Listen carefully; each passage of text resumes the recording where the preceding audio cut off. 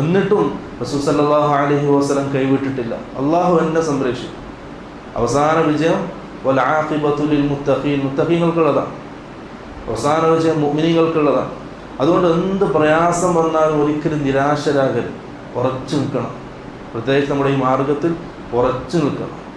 കാരണം ഖുർആനിലെ എല്ലാ ചരിത്രങ്ങളും അതാണ് നമ്മെ പഠിപ്പിക്കുന്നത്. റസൂൽ സല്ലല്ലാഹു അലൈഹി വസല്ലം അവിടുന്ന് പിന്നെ മദീനയ്ക്കെത്തി. പിന്നെ ഫുതുഹാത്തിൻ്റെ ദിവസങ്ങളായിരുന്നു. റസൂൽ സല്ലല്ലാഹു അലൈഹി വസല്ലം ഇസ്ലാം വർദ്ധിക്കുന്ന കാലഘട്ടമായിരുന്നു. ആ റസൂൽ സല്ലല്ലാഹു അലൈഹി വസല്ലം അള്ളാഹു വാഗ്ദാനം ചെയ്ത ആ കാര്യങ്ങൾ അള്ളാഹുവിൻ്റെ റസൂൽ പിന്നെ കണ്ടു. അതുകൊണ്ട് പ്രയാസമുള്ള സമയത്തും പ്രതിസന്ധിയുടെ സമയത്തും ഒക്കെ എന്ത് ചെയ്യുക, അള്ളാഹുവിനെ സംബന്ധിച്ച് നല്ലൊരു വിചാരം ഉണ്ടാക്കിയെടുക്കുക.